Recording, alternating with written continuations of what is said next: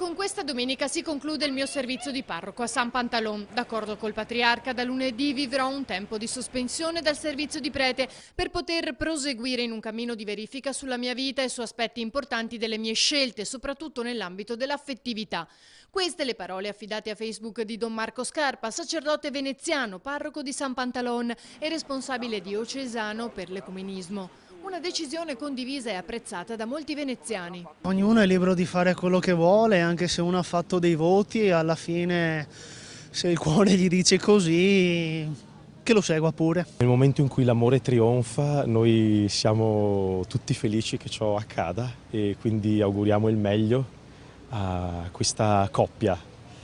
È passato dall'altra parte della barricata. Ammiro molto di più una persona che ha il coraggio di dire lascio piuttosto che fingere e continuare di nascosto. Al giorno d'oggi non ci si deve certo scandalizzare per questo.